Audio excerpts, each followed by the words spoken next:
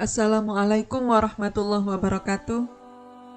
Anak-anak, selamat berjumpa kembali di kelas daring mata pelajaran Pendidikan Agama Islam dan Budi Pekerti. Bersama saya, Ibu Zulaikha, kita akan belajar tentang macam-macam sujud dan hikmahnya dalam kehidupan. Sebelum pelajaran kita mulai, mari kita berdoa bersama-sama. Bismillahirrahmanirrahim. Raditu billahi rabba wa bil islami dina wa bi muhammadin nabiyya wa rasula. Rabbi zidni ilma warzuqni fahma. Rabbi syrah li sadri wa yassir li amri wahlul uqdatam min lisani yafqahu qawli. Amin. Kompetensi dasar yang harus kita pelajari hari ini adalah memahami hikmah sujud syukur, sujud sahwi, dan sujud tilawah. Mempraktikkan sujud syukur, sujud sahwi, dan sujud tilawah. Mari kita amati gambar berikut ini. Ini adalah gambar seseorang yang sedang melaksanakan sujud. Posisi sujud ini adalah posisi otak berada lebih rendah dari jantung, sehingga jantung ini dapat memompa darah secara lebih maksimal.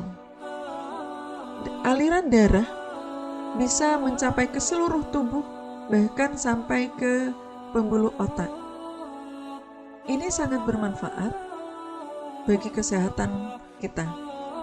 Dengan demikian, darah yang membawa oksigen ini dapat masuk ke dalam seluruh pembuluh otak, bahkan pembuluh yang terhalus sekalipun. Hal ini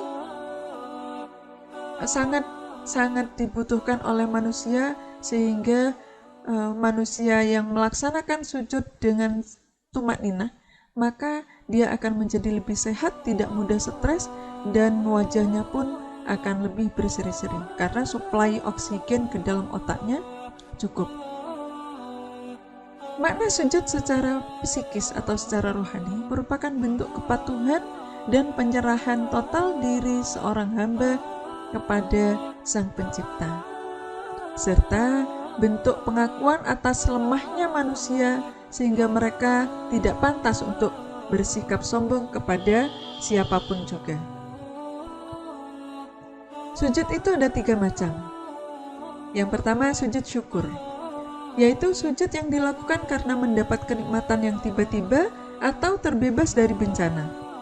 Bacaannya adalah Subhanallah walhamdulillah wala ilaha illallah wallahu akbar. Maha suci Allah, segala puji bagi Allah, tidak ada Tuhan selain Allah, Allah maha besar. Yang kedua adalah sujud sahwi, ialah sujud yang dilakukan karena ada yang terlupa dalam sholat, baik itu tentang jumlah rakaatnya, ragu-ragu dalam jumlah rakaat, atau tidak mengerjakan salah satu dari sunnah abad, yaitu membaca kunut dan tahiyat awal. Bacaan sujud sahwi adalah Subhanaman la yanamu wa la yasmu. Maha suci Allah, ialah zat yang tidak pernah tidur dan tidak pernah lupa. Yang ketiga adalah sujud tilawah, yaitu sujud yang dilakukan karena membaca atau mendengar bacaan ayat-ayat sajdah. Bacaannya adalah Sajada wajhiya lilladzi khalaqahu wa sawwarahu wa syaqqa sam'ahu wa basarahu bihaulihi wa quwwatihi fatabarakallahu ahsanul khaliqin. Wajahku bersujud kepada Allah, ialah zat yang menciptakannya dan memberi bentuk, membuka pendengaran dan penglihatan dengan kekuasaannya dan kekuatannya. Fatabarakallahu ahsanul khaliqin.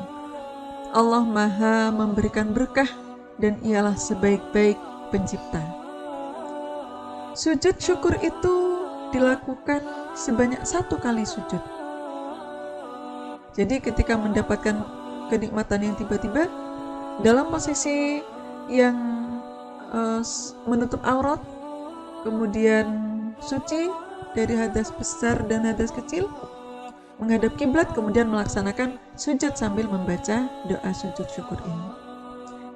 Kemudian tata cara sujud sahwi ini dilaksanakan sebanyak 2 kali dalam sholat.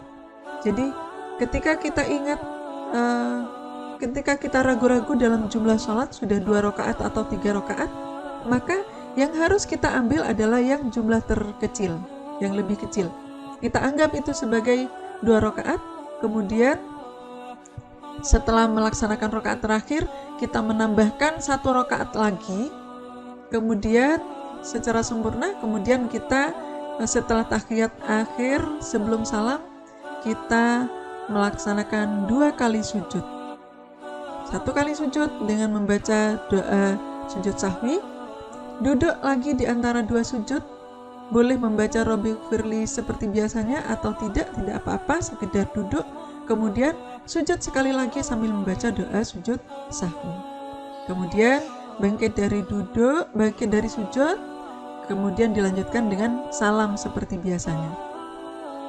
Sujud tilawah, ini cara melaksanakannya ada 2 macam. Yang pertama, ada kalanya sujud tilawah itu dilaksanakan di luar sholat.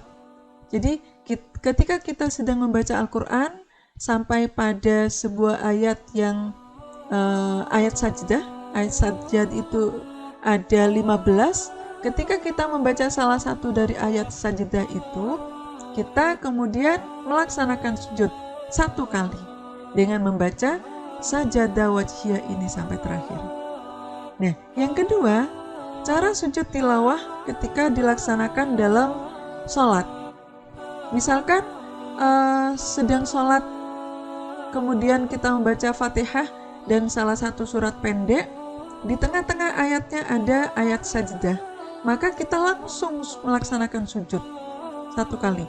Jadi tidak rukuk dulu tapi langsung sujud sambil membaca doa sujud tilawah ini, kemudian kita berdiri kembali untuk melaksanakan kelanjutan ayat surat pendek tersebut. Setelah surat pendek yang kita baca sampai akhir surat itu, kemudian kita lanjutkan kepada rukun sholat berikutnya, yaitu rukuk, iktidal, dan seterusnya. Ini tata cara melaksanakan sujud tilawah. Hikmah sujud syukur ialah kita mensyukuri semua nikmat yang diberikan Allah kepada kita. Yang kedua, kita menyadari bahwa setiap kesuksesan bukan semata-mata hasil kerja kita, melainkan anugerah dari Allah Subhanahu wa Ta'ala. Ada sebuah ayat dalam Al-Quran, A'udzubillahi minasyaitonirrajim, Bismillahirrahmanirrahim, La in syakartum la azidannakum wa la in kafartum inna adzabi lasyadid. Pengertiannya adalah manusia jika mensyukuri terhadap nikmat yang telah diberikan oleh Allah, maka Allah akan menambah nikmat itu. Sebaliknya, jika manusia itu ingkar atau tidak mengakui terhadap nikmat yang telah diberikan oleh Allah, maka sesungguhnya Allah akan memberikan azab yang sangat pedih.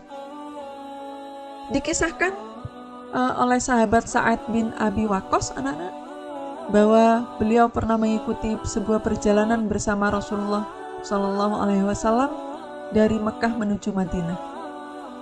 Sampai di sebuah kota yang bernama Azura, Rasulullah turun, Rasulullah berhenti. Kemudian beliau mengangkat tangan sambil berdoa. Nah, dari tindakan Rasulullah ini dirumuskan bahwa seseorang mengangkat tangan ketika berdoa itu hukumnya adalah sunnah. Nah, setelah Rasulullah berdoa, mengangkat tangan sambil berdoa, kemudian Rasulullah sujud dengan sujud yang lama. Setelah itu bangkit dari sujudnya, berdoa lagi sambil mengangkat tangan. Kemudian sujud lagi. Ini dilakukan sebanyak 3 kali. 3 kali berdoa dan 3 kali sujud. Setelah selesai, Rasulullah bercerita kepada sahabat bahwasanya Rasulullah mengangkat tangan itu berdoa kepada Allah, "Ya Allah, berilah pertolongan kepada umatku." Nah, saat itu kemudian Allah menjawab, mengijabahi doa Rasulullah. "Ya, wahai Muhammad, aku akan memberikan pertolongan kepada 1/3 dari umatmu." Rasulullah kemudian sujud syukur ini. bersyukur karena Allah memberikan pertolongan kepada sepertiga dari umatnya. Mudah-mudahan kita termasuk dari sepertiga ini, anak-anak. Setelah itu Rasulullah berpikir, bagaimana dengan 2/3 yang lain? Maka Rasulullah kemudian bangkit, berdoa lagi sambil mengangkat tangan, mohon kepada Allah untuk memberikan pertolongan kepada umatnya. Allah mengijabah lagi, ya wahai Muhammad, aku akan memberikan pertolongan kepada sepertiga umatmu. Rasulullah sujud lagi bersyukur. Kemudian beliau bangkit lagi, mengangkat tangannya lagi untuk memohonkan pertolongan bagi umat yang sepertiga sisa terakhir ini. Sehingga kemudian Allah mengijabah lagi, sudah lengkap sepertiga kali 3, sudah lengkap, semua umat Rasulullah akan diberi pertolongan oleh Allah. Maka Rasulullah bersujud berterima kasih lagi. Nah, ini sujud syukur. Nah, pertanyaannya sekarang, sudah pantaskah kita diakui sebagai umat Rasulullah sehingga layak mendapatkan pertolongan dari Allah? Nah, 2 hal anak-anak yang harus kita lakukan. Yang pertama, menyesuaikan setiap perbuatan kita, setiap perkataan kita, berusaha senantiasa disesuaikan dengan aturan-aturan Allah. Allah memberikan aturan, wajib melaksanakan sholat, zakat, puasa, dan seterusnya.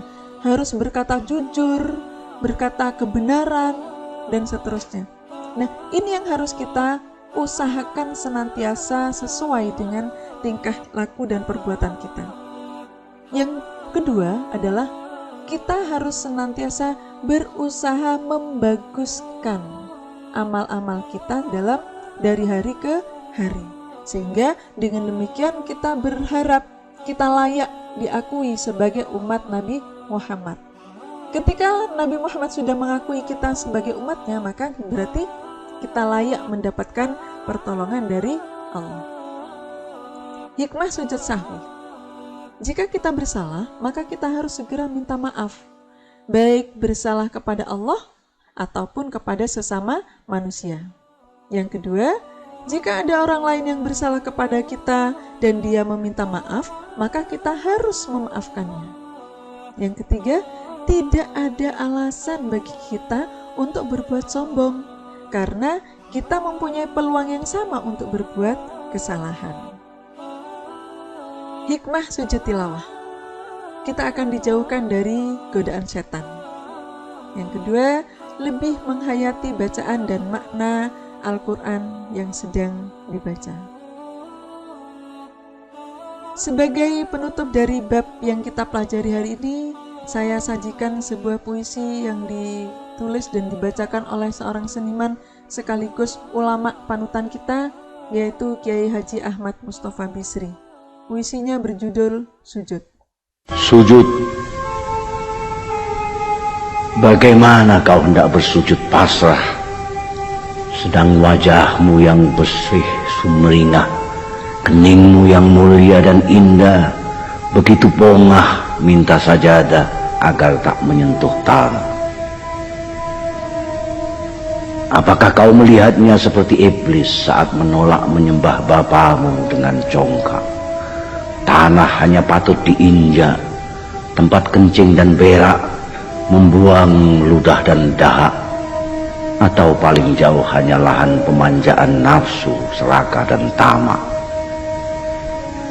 Apakah kau lupa bahwa tanah adalah bapa dari mana ibumu dilahirkan? Tanah adalah ibu yang menyusuimu dan memberi makan.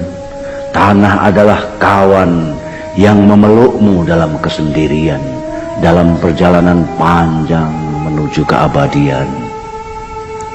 Singkirkan saja sajadah mahalmu, ratakan keningmu, latakan heningmu, tanahkan wajahmu, pasrahkan jiwamu, biarlah rahmat agung Allah membelaimu, dan terbanglah kekasih. Anak-anak, tetaplah berusaha menjadi pribadi yang tangguh, berprestasi, serta tetap rendah hati. Semoga pelajaran hari ini menjadi ilmu yang bermanfaat bagi kita semua. Mari kita akhiri dengan membaca hamdalah bersama-sama. Alhamdulillahirabbil alamin. Assalamualaikum warahmatullahi wabarakatuh.